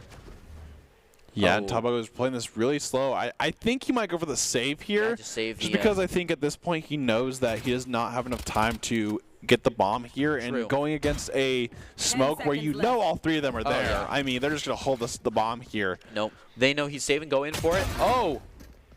And Nye uses that smoke to his I own. guess Nye, okay, I have knives anyways, but I think you can just get the gun there and then just save it for your team member. Definitely. Or something. But, I mean, okay. Well, the Spiders are going to, actually the Infernos are going to take that one, sorry. So now 2-3 for the side of Infernos. At first it started pretty, one-sided there a little bit, but then it kind of revolted the other way. If he wanted to make that hero play and take the 3 on, he probably could have done it. Going real slow, taking the jet, and then working on the other one before Prestige got there. but we just took too much time waiting for Yeah, them to I think push the when problem they was had the timer. brim smoke. It was really hard to push through that brim smoke. And I think they played a great just kind of defense for the Infernos. Although I will say the Spiders do feel like Split is their best map, actually. So that is a big chance for them to kind of win the series out here. And as well as Tom Buggos has not only been playing really well, but is actually the IGL from the team and used to be the quiet player apparently, and now he's been really vocal now. And Selexic has a great pick onto Draken there. Nice and quiet, just facing off right here in mid. Several people on either side of the wall, and one little jump saw. A lot of eyes just like that. Oh, the wall is through, and you just are not in the right spot. Selexic looking to back this up. Got to go a quick reload onto the Vandal. Throws out that ice. That's the right place to have it. Gets a good peek, but I don't know if that ult was the right call. They were not that close, and if you had communicated where that ice was, it would have been a little bit more obvious they were not there. But they are able to push right up now, absolutely owning the spot, and even go good for res, the yeah. res. I think it's just good, safety net. Yeah. You really want to win this round here, and I think you just really need everyone that you possibly can here. And I think Sage ult is such a weird requirement that you should just use it when you can. Yeah, yeah. Mo gets a pick onto Sage's duelist here, so they are 4v3 now. They have an op here. Oh, great shots though. That pre-fire taking the op is huge, and this is an easy plant with several. Oh, and now Tombo goes took it back and gets it on it. Now we're gonna see a 4v1 here scenario, and with an op now. Yeah, you are very down, Mo. He feels like the kind of person to push in though. Jiggle peeking behind the wall, waiting for someone to go for it. Yeah, fake little TP. So Mo maybe thinks that a Raptor or something like that. A little bit more. Might consider it.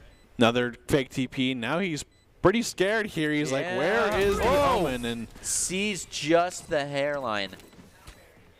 Yeah. And now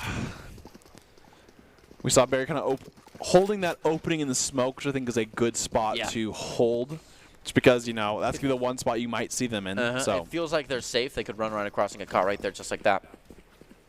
Absolutely. And now we're going to see 4-2 for the side of a Spiders and Infernos, which is a lot of back and forth right now where it doesn't seem like anyone's particularly ahead or have momentum. We've seen a lot of back and forth, very close rounds even anyways. So it usually comes down to kind of one big play or a little, I guess utility usage from each team here. Big silence there. I didn't see how many actually got silenced, but Tomba gets a pick with the op here. Ooh, hungry for a second one. They go for the rotate now that everyone is on that site. Can they be fast enough? It doesn't look like will.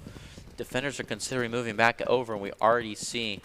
KO ult was pretty low, actually. Or KO was ult. Low, not ult.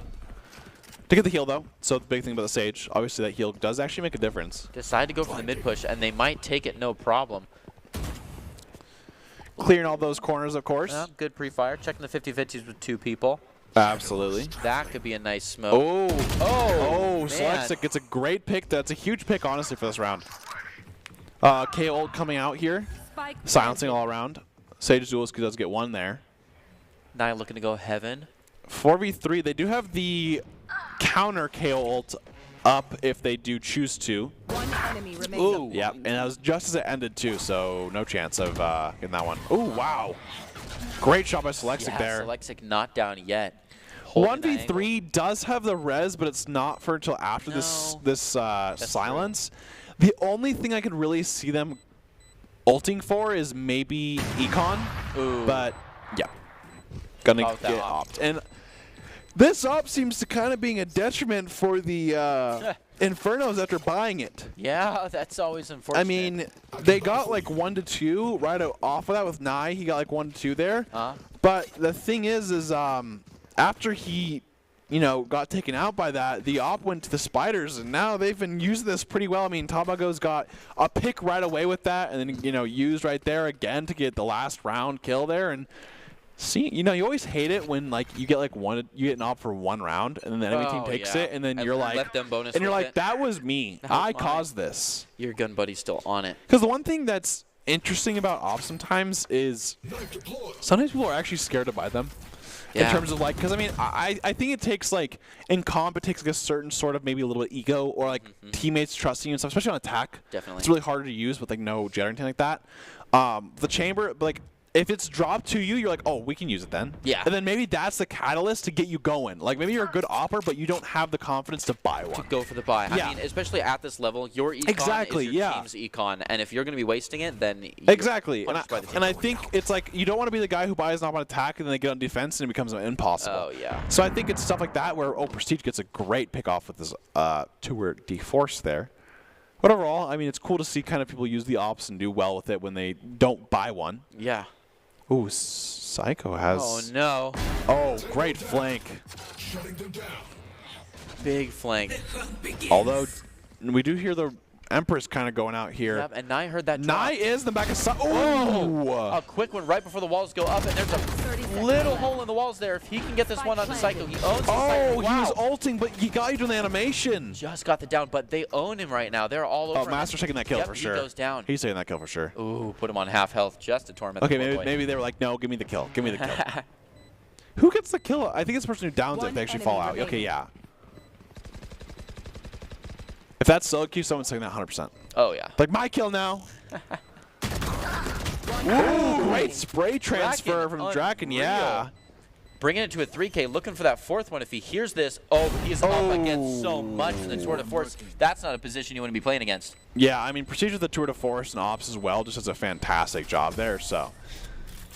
Did a great job with the first 2 kills, but I think he might have forgotten that Prestige had that Tour de Force out. Because, I mean, sometimes when you ult at the beginning of a round with Chamber, and you have a Tour de Force all round, people forget about it, genuinely. And then next thing you know, you're like, that he still does have that, huh? Yeah. So yeah. that happens. And this was a great spray transfer, by the way, but really is. once again, you know. Just going head-to-head against a player like Prestige with that basically op. Yeah, at that exactly. distance. And I mean, Prestige has been practicing a lot recently. Is actually super comfortable. The highest rank he's ever been. Oh, really? Oh, yeah. That's great.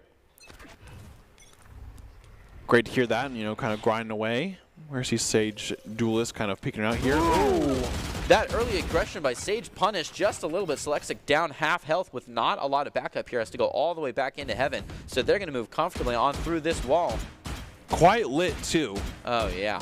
So you have no armor. Has the heal, so probably going to be, you know, about 90 to 100 HP, which is fine. But you have no armor now, so those gunfights, if it's, you know, kind of 1v1, you're not getting that headshot, you'd be kind of a disadvantage there.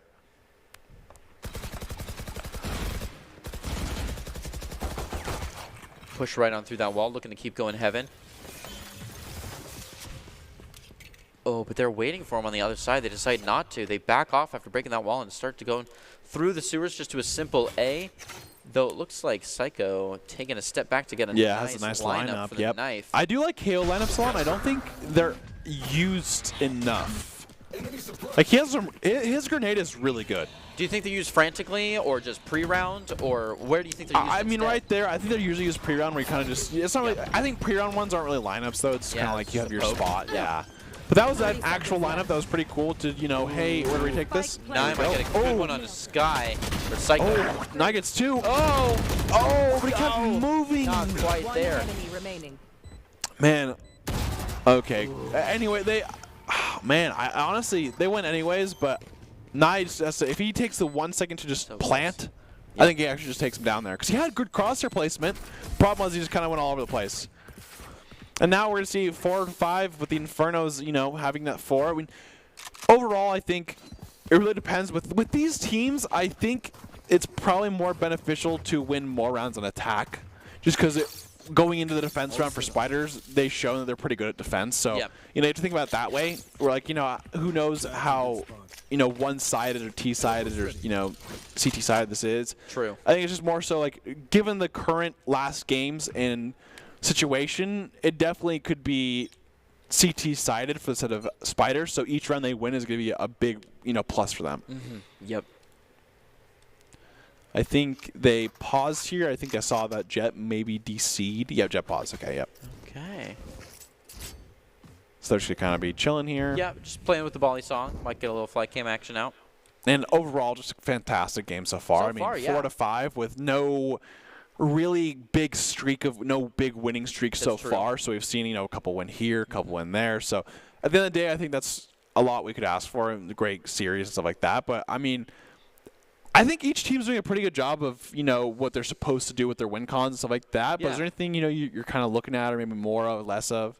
Not really. I feel like the pacing is doing better. Yeah. I feel like the gunplay is looking pretty solid. I feel like everyone's kind of committing to doing their part like they should be.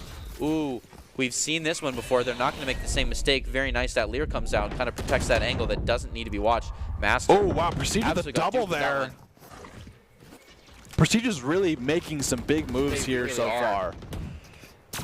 Whoa, Psycho did not quite see that one. 2 in the back looking to move up on Draken here. And they take him down. Ooh, Psycho trying to push out with this flash. We've seen so many KO flashes just across this wall. Oh, going nice far. Wow, doubled up on. They take out Prestige finally, but Psycho to back it up, and Selectic replies to Bugos, bringing us to a 1v1 Nye versus Tom Bugos. Who's it going to be? Duelist. Oh, man. I would say Nye's doing a pretty good job on this Jet, and I think he's doing a great job of playing in weird positions where you don't really know where he is, but his aim has been really good. I mean, every time we've seen him in a 1v1, he has the crosshair on their head and he's ready to go. Yeah. The crosshair placement from both teams and from their, high fragging players has been pretty insane. Absolutely, I 100% agree with that. And we did see a huge Knives play last time from Nye, but I don't know if he's kind of like, I might save this for a eco round because those are pretty good. Yeah. We're going to see it's 5-5 now, so much tighter. Yeah, I say much tighter, and it's actually going to be, evened up now that the Infernos have won. Here's the problem, though. We talked about offense versus defense. When a 5-5 is not truly a 5-5, considering that one team is playing uphill here. And we don't exactly know who it is. This map is fairly fair, and we don't really know because we've had such a big team comp change. We don't exactly know what that tendency is. Prestige, wow, too much screen time for Sage as a duelist there. Sage as a duelist walks away with and Nye just playing another time on the back of side, really holding it down there. Very bringing Psycho back up, is able to just overwhelm Heaven. Wow, just so much action there. I mean, what everything back and forth, 1 for 1, 1 for 1, 1 for 1. Well, as a recap, we got Tour de Force Online playing the final bullet onto Nye. Nye was not ready that to be was there. Probably our fastest round of the night. Definitely bringing I mean, that seemed like we blinked, we said a couple things, then boom, round's over. It sure happens and like that. That's just how it happens sometimes. And I think, just quick take they were saying before that, I think it could be potentially Spider's favorite on defense because they have this is like their favorite map to play on. So that means that they are very well versed in this map. So maybe they have some more defense things. But overall, 6-5, doing a great job on attack so far. But if it's 6-6, it really is going to show what's going to happen in the second half of the map. Definitely. So both teams playing really well, but B is actually pretty open here. We have one chambered trip with Sage and Heaven, but KO still playing on site. Draken almost got a quick one on. Yeah, Prestige is 10 HP here. Yeah, really pushes them back. They are afraid, and they go a little bit further back. We're going to see a typical B push through the garage here. At least they're considering it as we have Spike move on over. And Prestige just hanging out, watching the spot there. Got a nice heal from the Sage. So that means we've got both of these offensive econ-saving ults out here with the Tour de Force and the Knives. And we've got so much more on board. We just used up an ult from the Sage. That's 3 ults already before anyone has gone down. And 2 more still on board. Oh, good silence. Great KO ult there. Saw the head, falls for it. Master almost got a good one on Sage's Duelist. Drops down to maybe get a little bit closer, get that one. Decides not to go for the wall, decides to go for that plant side. Ooh, was almost ready for it, but now that the plant's coming out, trying to throw that knife, goes a little bit far. And it gets destroyed, I think, too. Yep. This is the flash available, kind of looking where his teammate is first. Great nade, but not far back. I don't think it was too, it wasn't far back enough. Teammate decides to drop down, help him out here. They're just kind of jiggling back and forth. Not a lot of commitment. Flash. Side. They've got some nice. but The man, knives. they've got to make a decision soon. Goes out. No. Doesn't quite get that one. They're just taking care of the Infernos here one at a time. Goodness. That was almost a team ace. I was going to say, just like that, I mean, it seemed like everything kind of ramped up there. We saw a lot of Infernos kind of having opportunities, but not really going through or not getting the opportunities there. Just kept jiggling back and forth. Like right here, I think the biggest thing is that if that KO ult actually gets bounced off to and clears that back of the site, it gets rid of KO in the very back there, which does make a difference here when he peeks, where I think they thought that he wasn't there because of the grenade that cleared it maybe.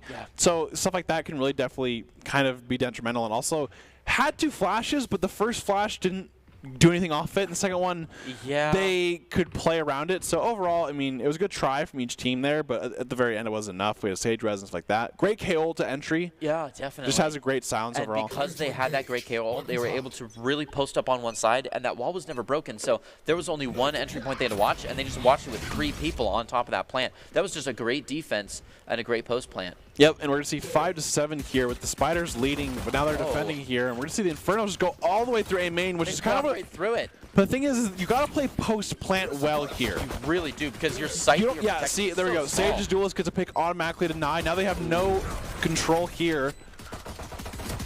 Masters And was just, a little wow, bit wide. gets 1 there, but they can spray through this. So low. Oh, gets 2. Takes a second. Looking for that third 1v3 now, actually. But I think Sage has the upper. Oh, I think the healer maybe is. I mean, I guess you'd recharge your overheal, but Yeah. One enemy huge. remaining. Nice, very lit here. Fourth Mo. goes in. Yates takes it. Wow. Crazy. Considering the kind of kills that were coming back on the other side there, that was a little rough. Yeah, I mean, the biggest thing there was the Spider. I mean, Sage's Duelist teammates had a great job of at least getting them low. Yeah. They were all literally, the last 2 were 1 tap. And so I think Sage got the 1, obviously 100% great aim play here, gets the chamber, but then they know, hey, the last 2 are very low. We just got to play, they have no utility, we've seen it, and then you just got to tap one of them each.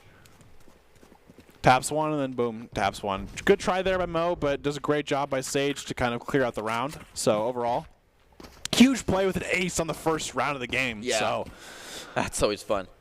the half, sorry. We're see Spiders up 8 rounds now with Infernos of 5. Now we're going to see a bonus here from the Spiders, which obviously probably going to be a another win skewed for Spiders here, but maybe. Yeah, we've seen huge comebacks before tonight. Oh, got that knife in it. Does silence the chamber. But Reina's also playing there, and she does have the the reset. She can kind of just get in that ghost form and then just around the corner. Defense looking to spread out a little bit more as we don't make a whole lot of noise here. They're even considering a push back and into mid themselves. Ooh. But getting close to Lexic. Got to watch 2 angles here. One pushing up on him. Trying to watch Sage's Duelist by also being aware of Tumbogo's possible location. Meanwhile in mid, a good one-way smoke exists, making it difficult for a push up there. Nye going to back him up on this side, and I don't like that they're both watching the same angle. Oh, pop out. Great Wow. shot by Selectic, though. Wow. A gorgeous one. A quick little gun switch up. Oh, back to sight still, though. Look at that positioning. Yeah. Takes one, no problem. Gets all the way back to sight, doing their job. Oh, great flank by Barry. Gets 2. 30 seconds left. Barry looking for another one. Oh. Takes it. Huge with the 4K. Reverse ace. Oh. Oh, Psycho, what are you doing? I mean, imagine 2 rounds, 2 aces from your team. That's pretty intense. I mean, that was a great retake by Barry, I believe. Yeah. Yes. I mean, he just goes in. I mean, goes down, gets the first one, gets the second one, gets the third, almost gets the last one. I mean, they definitely lost sight there. They got 2 down. That's 2 Spectres down. I see that the Chamber was trying to play TP, and I understand that, but they had like 4 of them when you have 2 different angles. I think it's way too hard to like actually get the TP off there. So, good try overall, but great round by Barry to kind of clutch that round for the team. And we're seeing Spiders up 9-5 now. But they will be at a gun disadvantage, of course, for this round. They are indeed. We see a lot of Vandals and Phantoms moving nice and smooth in with a pack onto this A site. And it's not the hurried push that we saw earlier. They can get there quick enough. They'll catch people coming up ropes. Looks like 3, maybe 2 people considering this area. The Headhunter's ready to reply, and we already have does he one? posted up. Oh, not quite. They take him down, and man, now they just own this heaven here. Selectsic ready to take on Draca, sees him, a little bit afraid, decides to back off, just go for the site. They know where he's at. They counted their players. They know they own this site. They decide to wall it up. Oh, goodness. They were ready for him, though. They're able to take care of him, though. A little bit of a loss. Looking at a 4-2, and both of them are in heaven. That plant is down. Last player standing. Sage is the duelist. Oh, with a good shot off, but it's not going to land. And Draken, that smoke dissipating is a rough surprise. Yeah, and I do like that kind of plan from Infernos. They know they have the gun difference, and so what they do is not only do they go to A and force, but they play that ramp this time. Yeah. They know that they have the better guns there, and that's when they really shine is in that ramp because it's a long kind of hallway there, whereas if they go straight on site, sometimes you can have the shorties or something like that. So I think it's a good idea, and they do take the win that they desperately need to. Obviously, you got to win that rifle round 100% right now, especially in the spot they're in. Yeah, and with a gun difference like that, not only would you lose all of your econ that you spent there, but you bonus it to another team who would have been down. Absolutely. So this really sets them up for a good next round, and they are comfortable with that. Playing nice and aggressive onto this. I'm surprised they didn't actually blow through that wall, so they've got 4. Oh! Here was the first wall. The Draken is lined up to take 2 of them in a row, and Barry takes the other 2. That is huge. There's only 1 left, and they know where he's at. They can just swarm him now if they want to. Draken getting greedy, yeah, you trying could, to hop this wall. No, you got it. You got it. No, you got it. Buddy. You got it. Yeah, there we go. There. Oh. Blind. And misses. That's okay. No, he's following up, though. Nice and quiet. He wants it. He knows the bomb's there. Yeah, he's not worried. Wow. That was, what are they doing? What an incredible reaction from Spiders. Oh, ridiculous. I mean, they were both ready to go as soon as that wall went up, and they just sprayed them down. Oh, punishing the cheese is so satisfying. Oh. And that's it. Draken with basically a co-ace between him and Barry. Absolutely just taking down that lineup. I love that idea from Infernos. It's a great idea, but it just seemed like the Spiders were just reacting way faster. In place for that. I mean, and the spray transfers too was really well done. Ran down the line. It was like a line, just all the way down. I'm pretty sure both of them just got 2 in a row. Oh yeah, I think they got 2 each. Lined up. Yeah, they did because they got 2 each, and then what you call it? The last one in this little. And we can replay this and just show you. They're just ready for this. I mean, they kind of hear them, and then they hear the wall, and then just overall did a great job. I mean, that's just teamwork at its finest, and that's very satisfying teamwork. Like you and your other partner who just did that are so hyped. Oh, you're like, that's us. Let's go. That's us. You know. You know that's going replay. Yeah. All right. Well, we have the tour de force out. Heard it early on. The Infernos will not be taking this time. They are pushing in way hard through, but they're split now. Shut Prestige down. gets 1. Mo gets another. They do take a few. 3v5, lots of gunfire, and look at this, just Barry flaming through the smoke because he knows where the default is. They get the spike down there, all just hold up on site. Start to see that kind of wrapping around, coming through screens. They're ready for Draken. They're ready for some. Oh, good angle. Not gonna happen. He's too close. Does TP out though? He has to run out. He's at a good angle now though, and he knows Sage is up there. He knows he can go long and take another one. Barry looking to help him out on the other side, and Draken looking to help him out down low, but it's not going to happen. Barry now has to drop down with Tumbugos and take this site initiative. Wow, and they take him out from such a distance. I wasn't ready for that. Oh, that's so rough to see each person go in a different way. Inferno's doing excellent with that, and barely by the skin of their teeth keep that third person to bonus up some extra guns, bring them to a solid 7 to 10. Yeah, and it was kind of scary at first because the Infernos actually got split up into a group of 2 and a group of 3. That KO and Molly or Grenade, whatever, it split both them on that main entrance, and Jet dashed through, and another one was behind him too. So if they get pushed there, they actually are just a super disadvantage. But they played it well. They kind of held, and then once they got their 5 together, they just played a great site take and just post plant defense there. And that's what they need to. That's what they need to do to keep this game alive. And I think that's a great attack from Infernos. The Spiders just kind of got taken off guard there. They do silence 1 there, so I think they only saw Nye, I believe. But it seems like the Infernos are actually kind of going to split it up here. We see 2 on the side of B Garage with Bomb, I believe, in A main. Yeah, we see it there. No one playing mid here, but no one holding screens, so they actually don't know if they just keep walking here. So Echo's playing a really cheesy spot behind the box. Yeah. Doesn't quite see anyone here. The smokes are going to come out now. Barry does rotate the screens, but they're already in heaven here. Oh, yeah, I was going to say, great late peek by Nye there. And Nye, that's the catalyst. Stretches right in. He just knew it. Huge. Does get traded, but man. Oh, Barry with 2, though. Here comes the res. Yeah. Put it back on the table. 4-3. Barry ready to take this one, but he's stuck in the corner. Master's going to come out sideways. Barry gets 3, though. 30 seconds left. Does get 3, but so does Nye, and now they're going in for the plant. Oh, yes, Alexa gets another one. It's going to be a 1v3 situation here for Tumbugos. Oh. Okay, gets 1. Gets 2. Oh, wow. If he wasn't double peeked, if that was staggered just a Yeah, little I would bit, say he would've had that. that's great communication from the Infernos there, making sure they double peek, making sure there's no way that they lose that round, because Yeah, you cannot lose that split peek. round. And great attacks by the Infernos. I mean, they're playing really slow. They played a little default there. What I mean by that is they have 2 in B main, 2 A main. Okay, are they pushing it all? No. So they're going to take the 2 in B main. Okay, we can get pick, guys. We're going to slowly go to A. Yep. The A just walks all the way to heaven, makes it really hard to deal with when going up the ramp. Boom, there you go. Play the angles. Great job there. Now, this is interesting. Almost immediately on spawn, we see the Tour de Force come out. They're kind of setting up almost like a Viper's Pit. Wow, it doesn't work, though. They're not intimidated. They fly right in, do the checks. He's actually scared back, and now everyone has to rotate back over to B. One is in a great position, though, if it weren't for this wall. Ooh. Yeah, so he can't actually ult yet because he's silent still. Yep. So you're going to see him just sit there.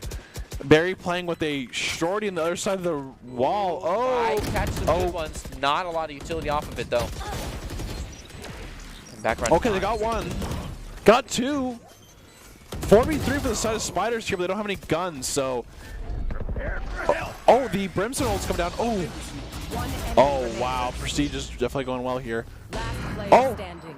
Tom Burgo gets Tom Buggos. One-on-one here, though. He has not much time. Oh! Ooh. No time at all. All he has to do is stall, and that's a win.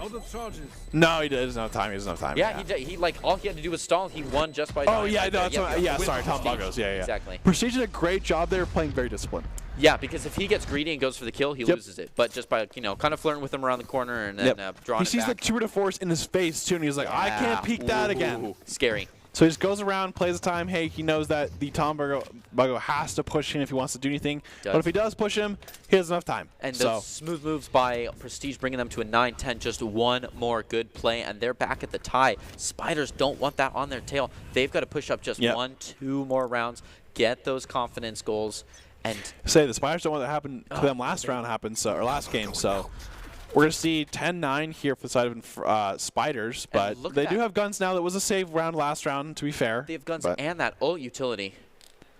And now they're going to play a waiting game. And I think they're just going to wait here to see what the Spiders choose to do as they kind of just sit and spawn here. And they're going to wait till about a certain amount of time, and then they're slow pushing up what we see now.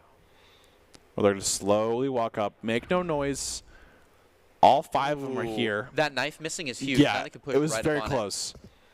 Oh, they did make one noise, but I don't think anyone heard them. No, not doing too bad. And there's the big noise. Sage's Duelist is playing with an Odin. Yep, that'll happen. Yeah. Sage Odins, we love them. Ooh, Master with it. Great job right there. Ooh. A great follow-up. Doesn't Master get too X, greedy, yeah. moves back on in. And they go 3v3. for the rotate. Yeah, but they do have a res now, which is huge for Spiders, because then they do have the 4v3. They're going to rotate. Good shift, B hops here, so they don't really hear them going up that. They go a lot faster. And they're going to try to go all the way to B here. 30 seconds Prestige left. is pretty far behind. I don't know if he's going to go with more of a flank angle, or maybe he catches one mid. The trip is procced here. Oh!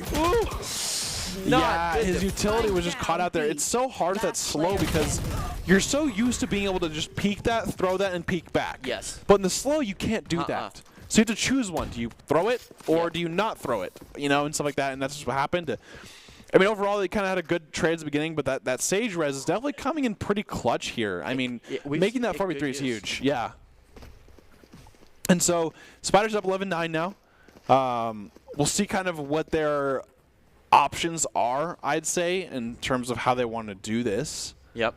But we'll see, as let's see if the Spiders can close it out, or can the Infernos bring it back just like how the Spiders brought it back last time. Barry with 23 kills in the Sage, by the way, with Tombo goes right behind at 22. I mean, Barry has been a huge factor on this defense. This is going to be a save round for the Infernos here, so this is going to be a big round for them to win, because if they do lose this, it is at least going to overtime. Mo doing the old knife check. Yeah, but Tom Bugos is actually playing the back of sight where he's you can't cold. see them, so he's not Sure peeking is. it. His TP is ready to go. And look at this push from mid. This could be a huge round. Looks like they're just going back to heaven. They did hear the ult orb. They did hear the shooting as well. Great omen smoke. I can see them trying to push out of this here. Doesn't get silenced, so he's good to go for the TP still. Dashes through, gets one. Good dash. And just immediately TPs. I like that. Yep.